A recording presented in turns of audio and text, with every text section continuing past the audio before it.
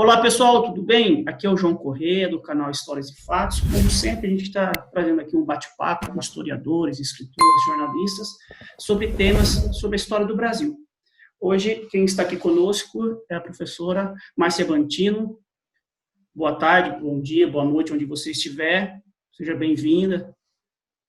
Tudo bom, João? Muito Tudo obrigada bem? pelo convite. É um prazer estar aqui falando com você e seu público. Sim. Márcia, fala aí um pouco sobre você, quem é você, de onde você é, para o pessoal te conhecer. Ok, bom, eu sou uma carioca, minha formação é em História, né? Me formei na Universidade Federal Fluminense, meu mestrado e doutorado foram na Federal do Rio de Janeiro, e tenho atuado já há mais de 20 anos como professora universitária. Hoje em dia também sou coordenadora do curso de pós-graduação em História, mestrado e doutorado da Universo, né? E tenho, ao longo da minha vida profissional, tenho trabalhado com Brasil Colônia. Na realidade, no início dessa minha vida profissional, ou seja, no mestrado, eu trabalhei com o Brasil Império. Eu trabalhava com escravidão negra e fugas de escravos na cidade do Rio de Janeiro. No doutorado eu recuei um pouco e fui parar no século XVIII, tentando entender também a fuga de escravos e formação de quilombos nos sertões de Minas Gerais no século XVIII. E ali eu me deparei também com a questão indígena, porque nesses sertões coabitavam negros fugidos e índios, né? E as expedições de conquista desse território tinham como um dos seus objetivos aniquilar essas populações, né? Para liberar terras para o processo de colonização e povoamento da região, da capitania de Minas Gerais. Terminei o doutorado e aí, alguns anos depois, eis que eu dei uma guinada na minha vida profissional, né, nas minhas pesquisas, né? Eu fui parar estudando, analisando, pesquisando sobre a Companhia de Jesus.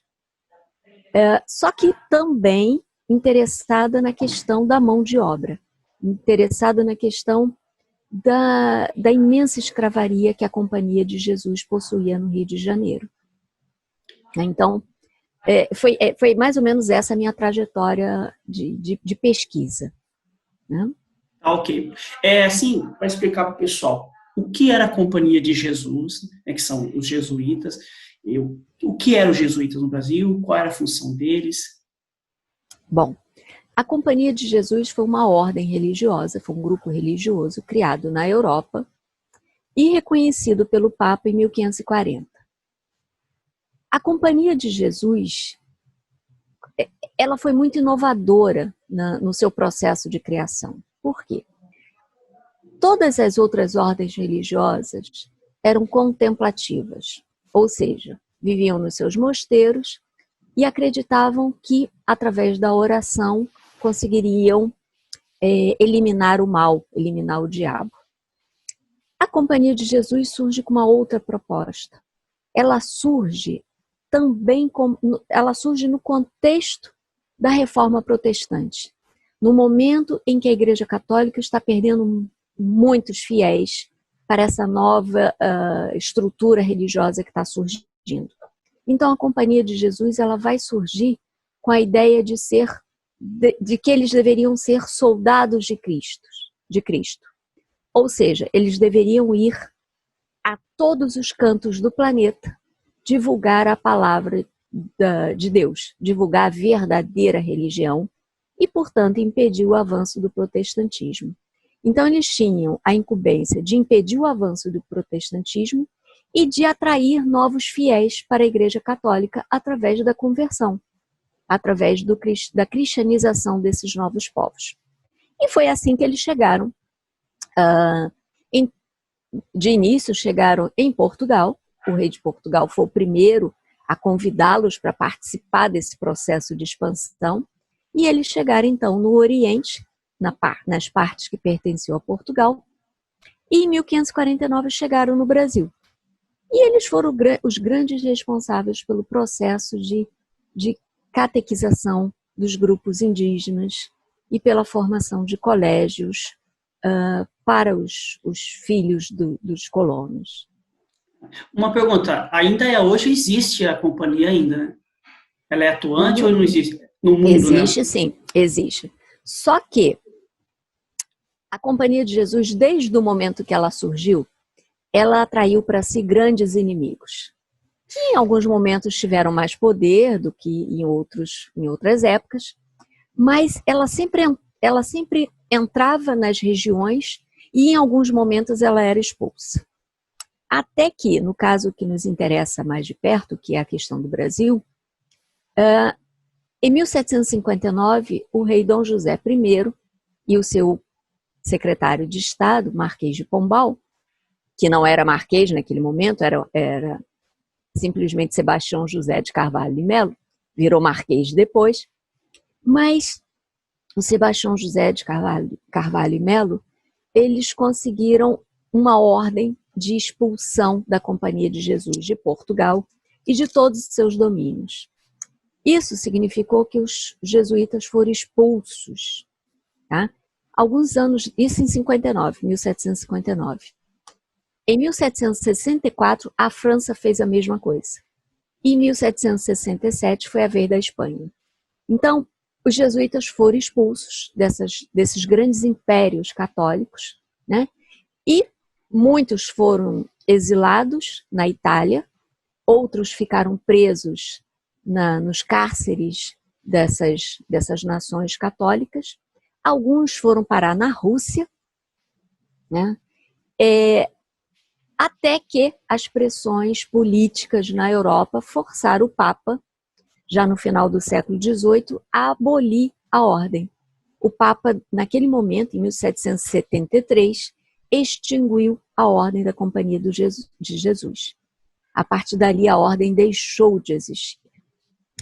Só que as conjunturas na Europa foram mudando, e em 1814, pela Santa Aliança, né, a Ordem de Jesus, então, é recriada. Ela volta a existir, e a partir de 1815, 16, 17, ela volta a se espalhar por vários pontos dos continentes. Ela chega aqui no Brasil em 1817 e permanece até hoje. Interessante isso que a senhora está falando, porque eu acredito que o atual Papa é jesuíta, né? Exatamente, o atual Papa é jesuíta. É muito interessante porque é uma instituição secular, né? Existe até hoje. Sim, existe até hoje, João, e sempre com muitas críticas, com muitos conflitos, com muitos problemas, mas ela permanece no tempo. Permanece atuante. Assim, trazendo para o Brasil, quais foram os locais que eles atuaram no Brasil, os jesuítas? João, praticamente todo o território inicialmente ocupado e depois que foi sofrendo o processo de ocupação. Por quê? Inicialmente eles chegaram no litoral, claro, como todo o processo de colonização da América Portuguesa começa pelo litoral. Eles chegaram, como eu falei, em 1549, junto com o primeiro governador geral, o Tomé de Souza. E eles se estabeleceram inicialmente na Bahia, em Salvador. Ali eles construíram o seu primeiro colégio, construíram o seu alicerce ali, né? De lá eles foram para São Vicente, fundaram o Colégio de São Paulo, depois o Colégio do Rio, depois de Pernambuco, depois foram para o Grão-Pará e Maranhão, né? E se espalharam por todo o território que seria colonizado. Agora, eles também foram muito importantes, João, porque a partir do momento que eles começaram a aldear os índios, a catequizar esses índios e a aldeá-los, eles começaram a usá-los também como apoio para entrar rumo aos sertões, rumo ao interior do continente.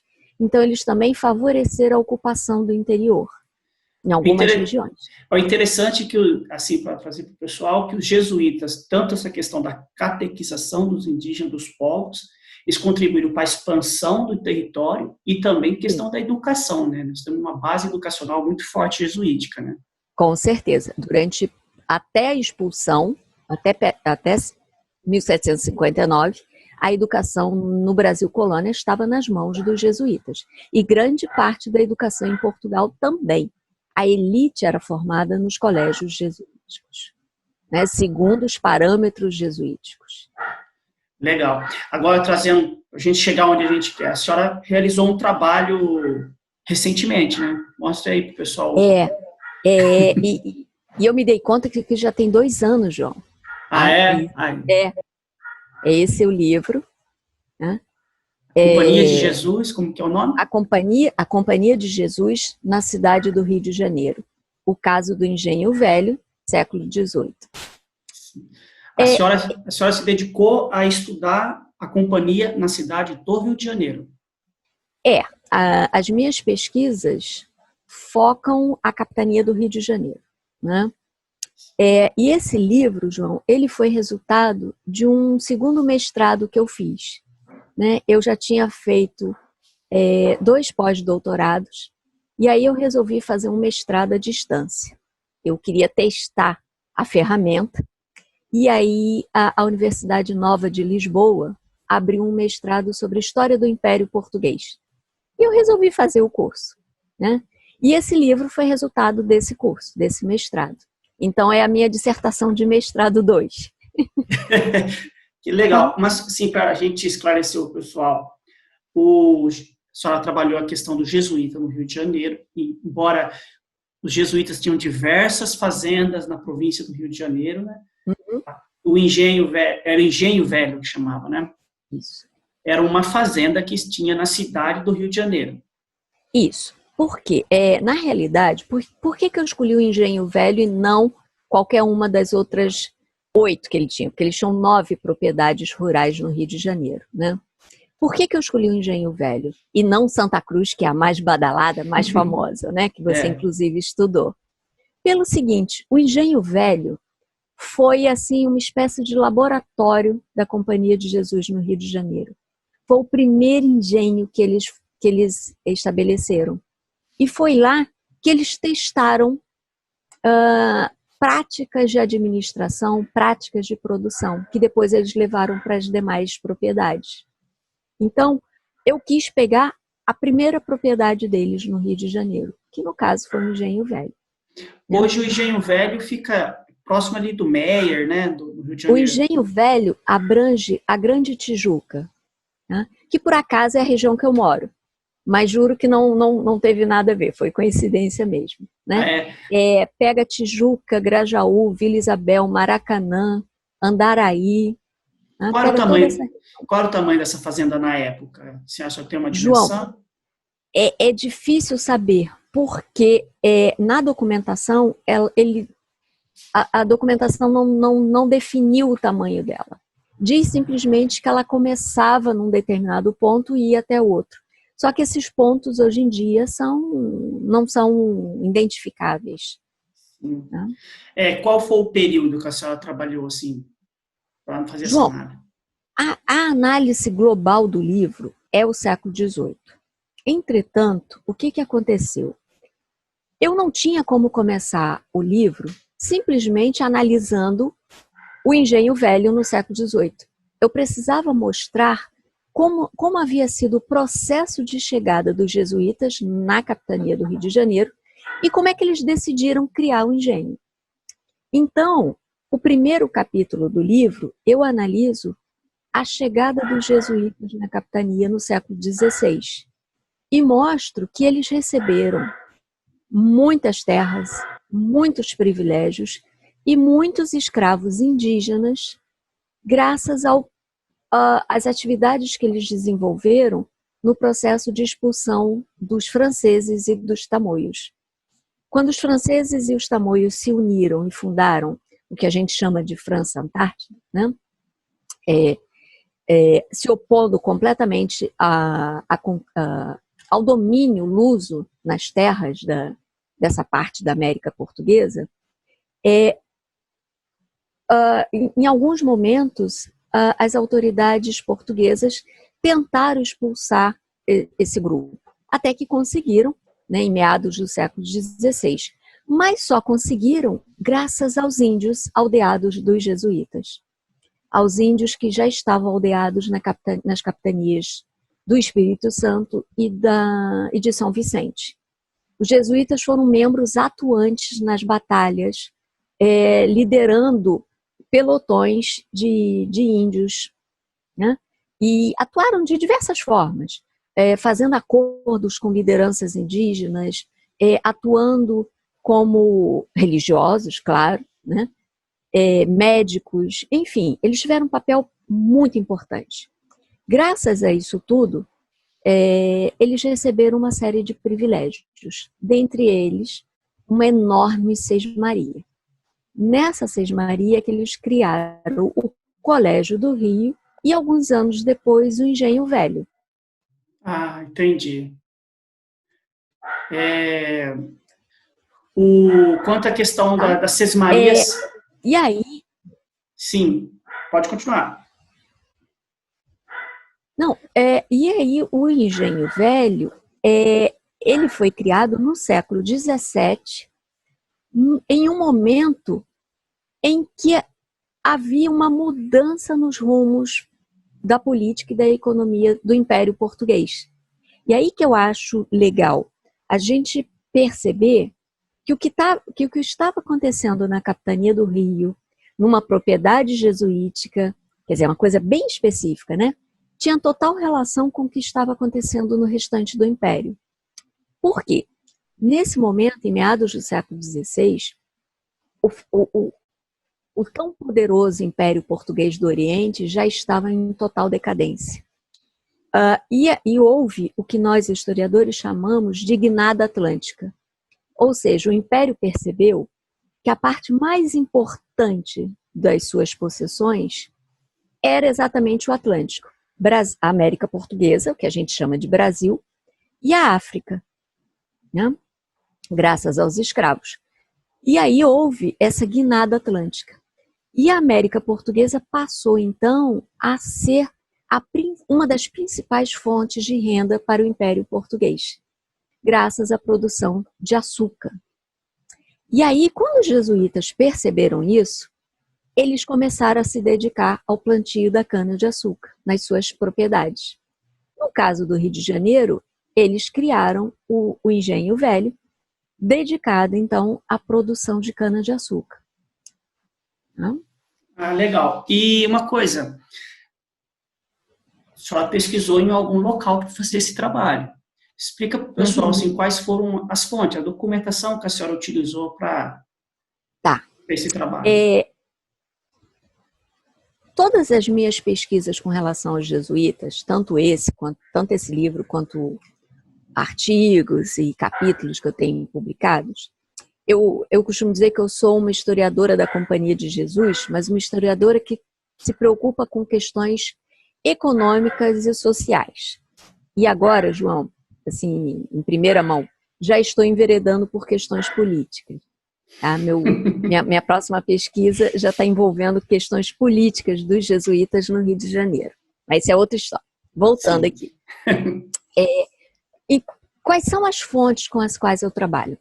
Eu trabalho com material produzido pelos próprios jesuítas, claro, desde as cartas jesuíticas, as cartas dos séculos XVI, XVII, XVIII, mas trabalho com os relatórios que eles enviavam para os seus superiores, os relatórios anuais e trienais que eles enviavam, né, para Roma, mas trabalho também com a documentação produzida naquele momento de expulsão da companhia.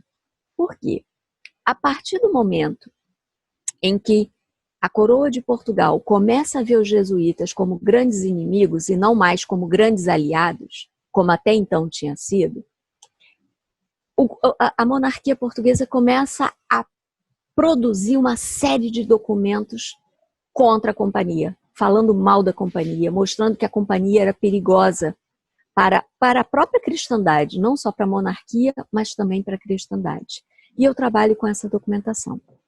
Então, quando Pombal e o rei Dom José I decretam a ordem de expulsão, eles mandam sequestrar, ou seja, prender todos os bens dos jesuítas. E eles determinam que fossem feitos autos de inventário e sequestro.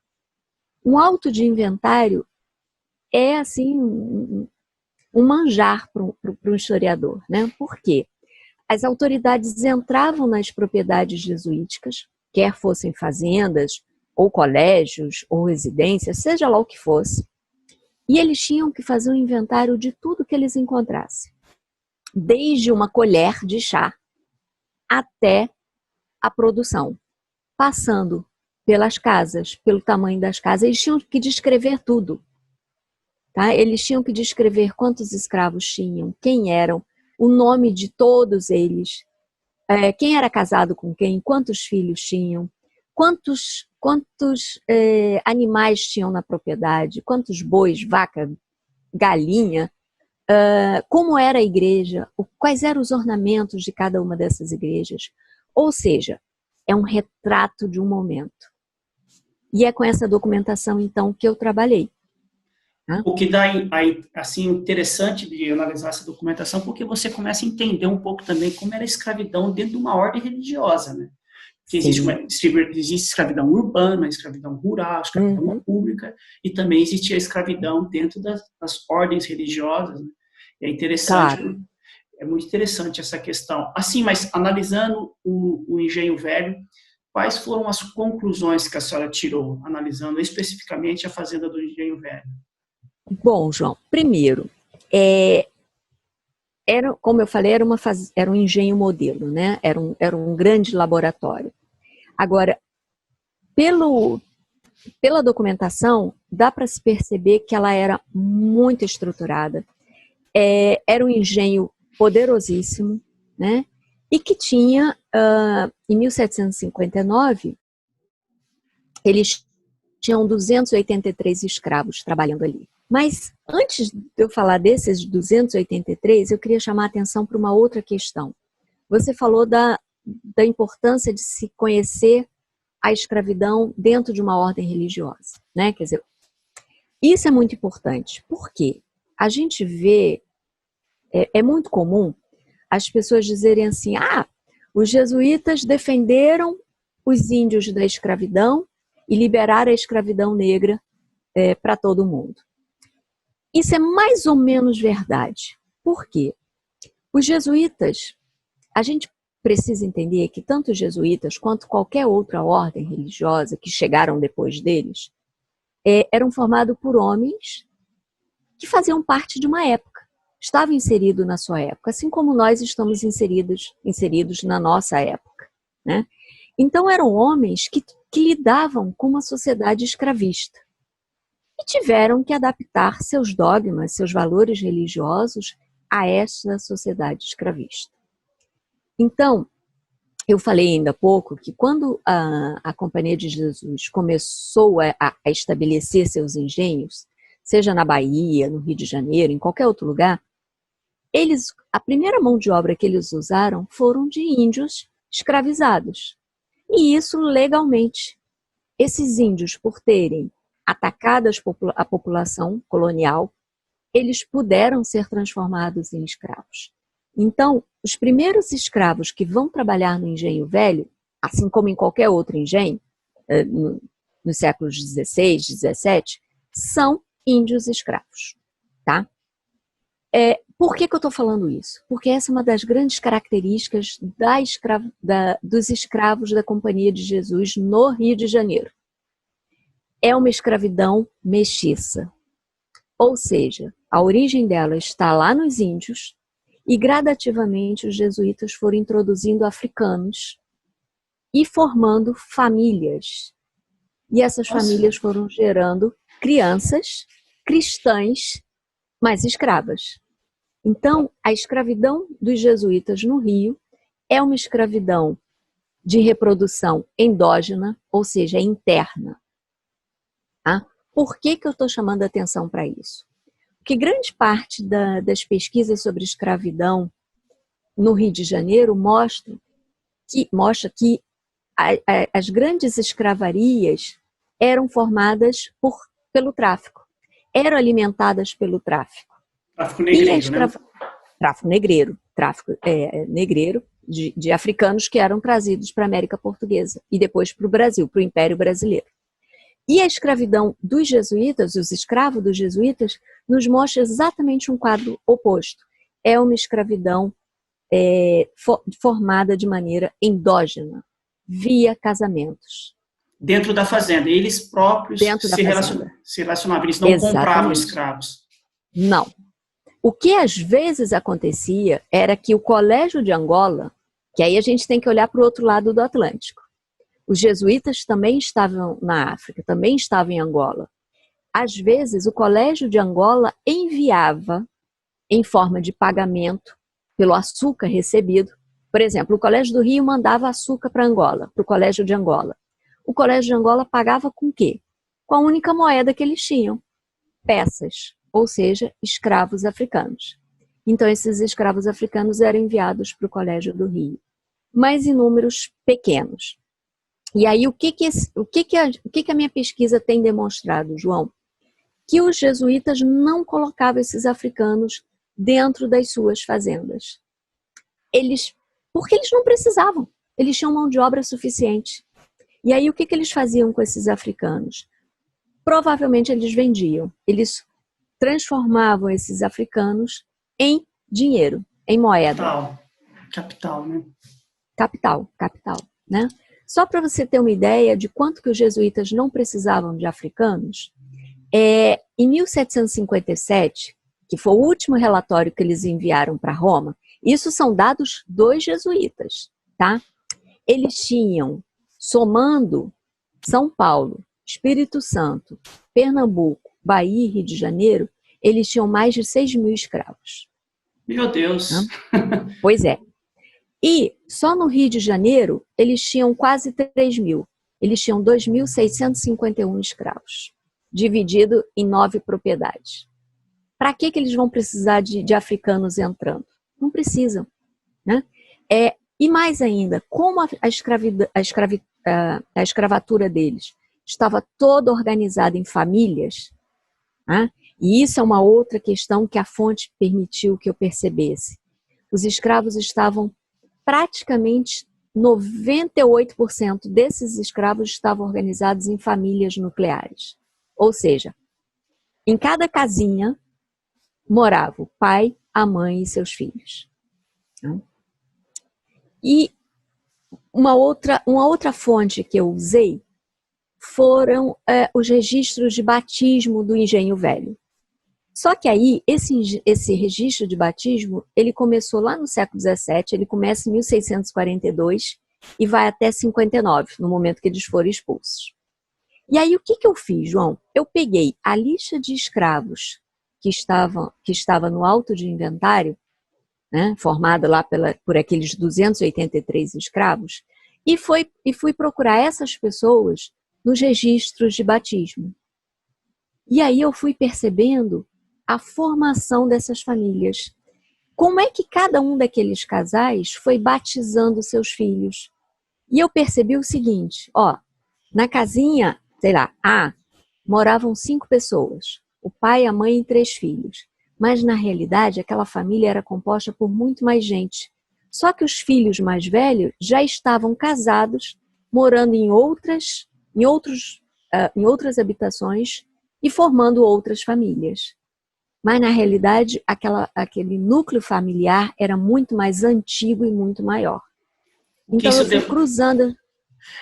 Foi cruzando os dados que a senhora possuía. Foi cruzando os dados. Isso demonstra que o escravo, ele era um agente social na sociedade que ele vivia, no espaço que ele vivia. Ele não é um ser isolado, né? Muitos pensam que o escravo ele é aquele só oprimido, ele convivia naquele espaço, ele era um escravo, mas ele tinha uma vida também. Ele procurava ter essa vida da melhor maneira possível, dentro de toda a limitação que uma escravidão impõe, né? Mas ele tinha a formação de sua família, a formação dos seus inclusive, João, no caso das ordens religiosas, no caso da Companhia de Jesus, esses escravos tinham, inclusive, alguns bens. Por quê? Nessa documentação do inventário, há alguns depoimentos de pessoas que deviam dinheiro a alguns escravos dos jesuítas. Porque esses escravos, eles tinham uma parte da fazenda, era para eles produzirem alimentos para eles mesmos. Né? Era a famosa brecha camponesa, que a historiografia brasileira discutiu durante muitos anos. E essa produção, o excedente dessa produção, esses escravos podiam vender. Então, esses escravos tinham também uma forma de acumular uma certa quantidade de dinheiro. Tá? E o mais curioso, o meu último capítulo, eu trato dos floreiros. Por quê? No Engenho Velho, você tem os jesuítas, os escravos dos jesuítas, mas você imagina o seguinte, essas terras da Companhia de Jesus são terras muito grandes. Eles não tinham como ocupá-la toda. Então, o que eles faziam? Eles separavam pedaços menores e arrendavam para floreiros. E esses floreiros pagavam anualmente valores estipulados. Isso era mais uma forma da companhia gerar riqueza, gerar bens. Gerar renda, né? Gerar renda. E para minha surpresa, eu encontrei parte desses floreiros como sendo escravos ou forros, ex-escravos da própria Companhia de Jesus. Então, alguns ex-escravos, por algum motivo, que a gente não sabe qual, receberam o privilégio de se transformar em floreiros dos jesuítas. Tá? Agora, uma pergunta. Com a expulsão da companhia, o que aconteceu com a fazenda? Pois é.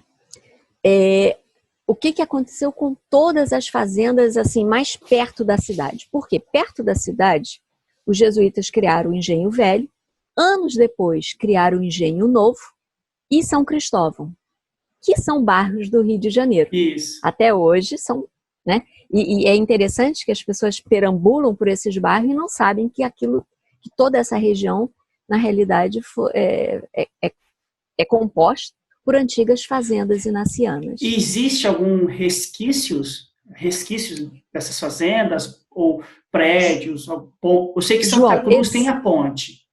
Pois é, existe aqui perto, aqui na Tijuca, a fazenda do Engenho Velho. A fazenda de São Francisco, chama-se Igreja de São Francisco Xavier do Engenho Velho, na Tijuca. Mas essa igreja já sofreu tantas modificações na sua fachada, mas tantas, que não tem mais nada a ver com uma igreja jesuítica. Né? E o que aconteceram com essas terras perto da cidade? Depois da ordem de expulsão, alguns anos depois, chegou a ordem para que essas terras fossem leiloadas. Todas as terras deveriam ser leiloadas. A Santa Cruz escapou, porque não tinha condições de leiloá-la devido ao tamanho absurdo dela.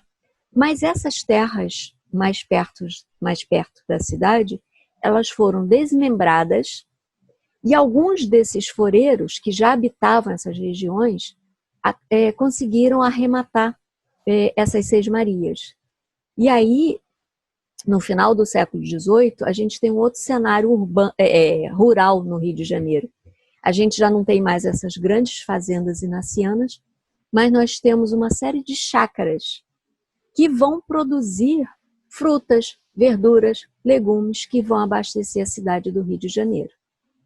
Aí, o que aconteceu? Isso a gente está falando do final do século XVIII. Em 1808, chega a família real no Rio de Janeiro, né?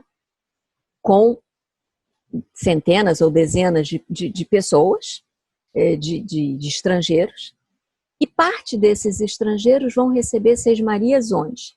Na Floresta da Tijuca, que era área que pertencia a essas fazendas, né? Só que as fazendas já não existiam. E esses novos sesmeiros, esses estrangeiros que vão se estabelecer na Floresta da Tijuca, vão tentar plantar café. Mas essa é uma outra história. Eu Aí já é outro termino meu livro processo. exatamente assim. Essa é uma outra história, tá? Assim, Mas, pode tá? terminar. Não, eu só ia dizer o seguinte, que embora a presença das fazendas não exista mais hoje em dia, ela faz parte da história do Rio de Janeiro. A história do norte, do que a gente chama de subúrbio do Rio de Janeiro, subúrbio norte do Rio de Janeiro, é toda impregnada da história dos jesuítas, assim como o E, centro. sim, isso também tem outros lugares do Brasil, por exemplo, eu visitei Paranaguá, também tinha um Uhum. colégio jesuíta lá, inclusive ainda está de pé, ele está aberto à visitação, funciona um museu da Universidade Estadual do Paraná, de Curitiba, do Paraná. Legal. Mas uma pergunta que é sempre um debate: os jesuítas foram heróis ou foram vilão? Nem uma coisa nem outra. Eles foram homens que viveram na época deles e souberam se adaptar muitíssimo bem. Eu acho que a gente não tem que procurar heróis ou vilões, não existe. Né? Se a gente procurar até hoje, a gente não vai achar nenhum, né? A não ser nas histórias em quadrinho. Né? As pessoas vivem as suas vidas de acordo com as regras da sociedade. Os jesuítas viveram numa sociedade escravista e, portanto, se adaptaram a ela, e eu diria que se adaptaram muitíssimo bem. Não significa, João, que eles não tivessem tido problemas, conflitos internos. Parte desses religiosos aceitava a escravidão de índios ou de negros e parte não aceitavam. E eles brigaram muito entre eles, tá? Mas acabou vencendo a ala que via que a escravidão era a única forma de produção na América Portuguesa. Porque o que chama a atenção dos jesuítas é a fortuna que eles fizeram. Embora eles não. O que a senhora. Eles usufruíram ou era bem um bem maior mesmo, que era a catequização, para financiar os ideais da companhia? A senhora João, você conseguiu encontrar algo nesse sentido? pois é, toda a propaganda anti-jesuítica de Dom José I e do Pombal, que depois Marquês de Pombal, ela se baseou nessa ideia. A Companhia de Jesus é extremamente rica, extremamente poderosa, manda nas Américas, está criando um Estado dentro do Estado. Esses são os argumentos da propaganda anti-jesuítica, e por isso eles diziam assim, nós temos que destruí-los. Entretanto, quando as autoridades invadiram todos os colégios da Companhia de Jesus espalhadas por todo o Império Português, não achou a tal riqueza.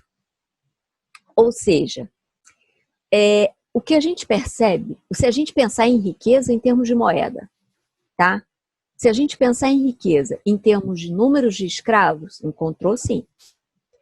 Se a gente pensar em riquezas em peças de ouro e prata dentro das igrejas, sim. Mas isso era riqueza para aquela sociedade de antigo regime? Não, não era. Tá? As peças de ouro e prata das igrejas nada mais era do que uma forma de louvar a Deus. E eles, o que as pesquisas têm sugerido é que tanto no Rio de Janeiro, quanto em Goa, quanto em Macau, quanto em qualquer outra região, a Companhia de Jesus reinvestia esse dinheiro. E reinvestia onde? Nos projetos de catequese, no financiamento das missões, na ornamentação das igrejas e também nos empréstimos. Os colégios funcionavam, sim, como uma espécie de banco, emprestando dinheiro para colonos. E esse dinheiro era sempre reinvestido, comprando imóveis, comprando novos bens, mas a tal riqueza que o Pombal achou que existiria, a documentação não mostra. Ele E não mais encontrou. ainda, as famosas fazendas que geravam tanto lucro para a Companhia de Jesus, e geravam mesmo, quando elas saíram das mãos dos religiosos e caíram nas mãos dos leigos, elas pararam de produzir. Por quê? Eles não souberam administrá-las tão bem quanto a Companhia de Jesus fez durante séculos. E essas riquezas rapidamente foram dilapidadas, foram roubadas. Isso não só na América Portuguesa, como na Espanhola. Aconteceu a mesma situação na América Espanhola.